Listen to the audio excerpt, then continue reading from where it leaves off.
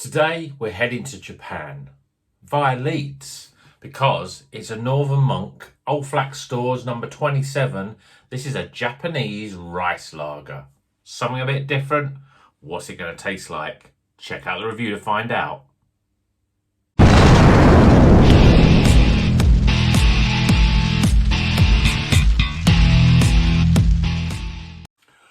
Welcome back to Rocker's Beer Review. Today we're going to be going into the lagers again, and this is a very special and quite different lager. This is an Old Flack store from Northern Monk and it's number 27 and it is called Sakura Rice Lager, coming all the way from Japan. And guess what's in it? Well, we've got mosaic and we've got sakura tea.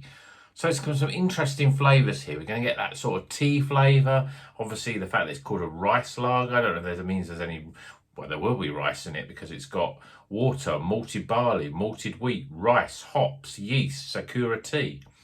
Quite interesting, this one. This one is, let's see what the percentage is, 5.4%. I have no idea what it's going to be like. Hopefully, it's going to be a really light, crisp lager with some interesting other flavours in it.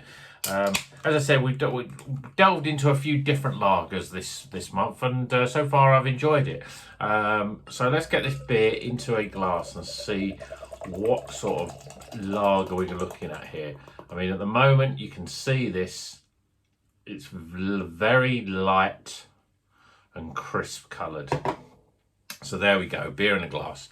Looks spectacular. We've got a very light, clear, yellowy body. We've got a two-finger white, pretty frothy head there, and you can see the levels of carbonation going up the glass there. There's lots of bits and bobs. I think that's just the carbonation that's sticking to the glass. Lots of activity, just starting to slow down a bit now. Let's see what it smells like though. Nice and sort of malty, biscuity, bready, sort of, you know, as you'd expect from a lager. I'm not picking up any tea though. Yeah, it's got a very nice sort of malty, fresh maltiness to it. There's not really any citrus you can smell in there. It's got that real bready maltiness. Let's see what it's like, shall we? Cheers, everyone.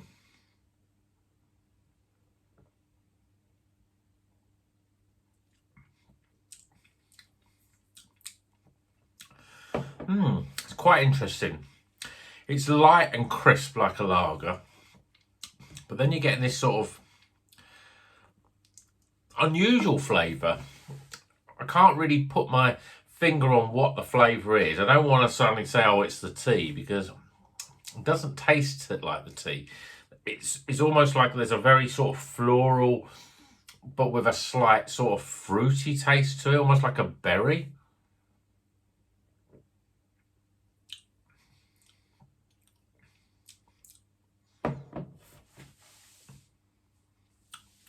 Yeah, strange. It's got a real sort of like a berry fruit taste in there, like a blueberry or a cherry or that sort of flavour. Yeah, maybe a red cherry sort of flavour. That's strange. Let's see if it's got any gump on the can here. It's telling me what I'm tasting here.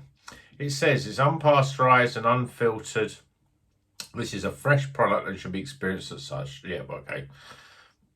Doesn't say much else, really. Obviously, we've got the security. So I don't know whether security's got that fruit, you know, like a red fruit sort of flavour to it.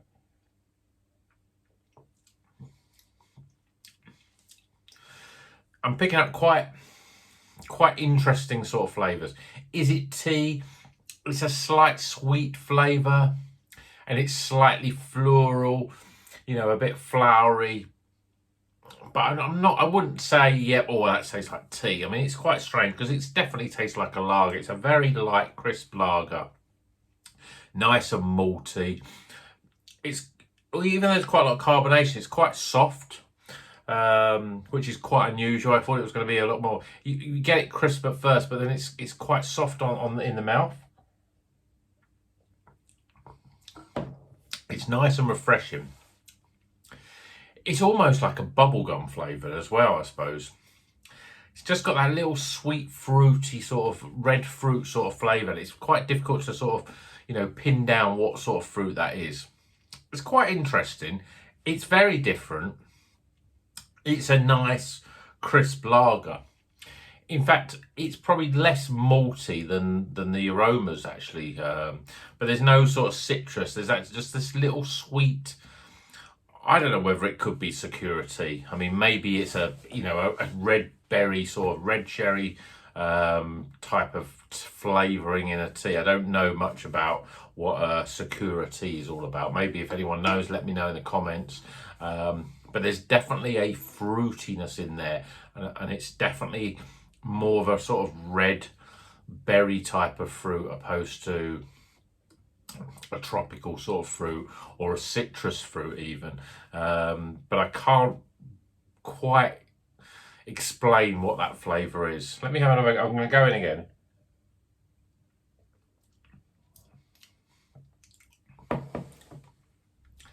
Yeah, just a red fruit, and it reminds me a little bit of bubblegum.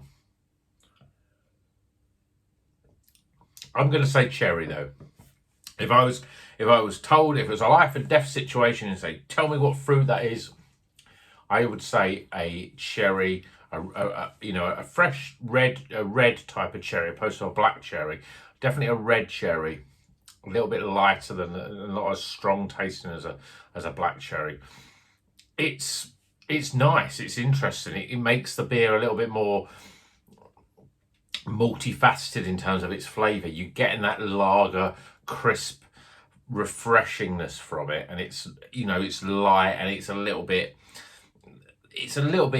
carbonated, but at the same time it's quite soft, in terms of the palate. I mean, the head's a bit disappointing, but I've literally drank that can down.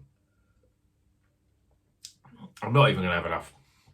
I won't even be able to take a picture of it because there's hardly anything left. It's very moreish. It's very, just much more flavoursome than your sort of normal sort of lagers. I think it's great. I'm going to get some scores now.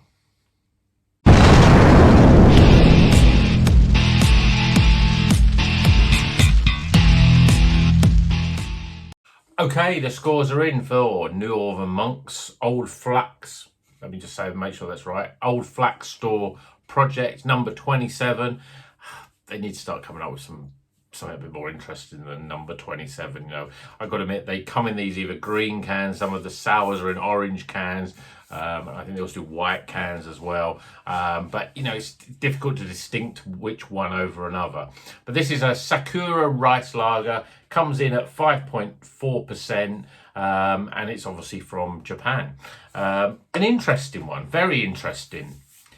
It's a lager, at the end of the day, it's a lager. And we go through the scores aroma-wise. So when I first got the aroma for this, very sort of crisp and malty, fresh, with that real fresh sort of breadiness, biscuity sort of aromas that you would expect with a lager.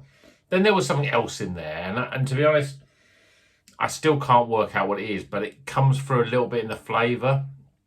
There's a sort of fruit in there which is not easy to recognise, but there's definitely a fruit aroma in there as well. It's not bad, but it doesn't really do huge amounts for me, so I'm giving it 11 for aroma.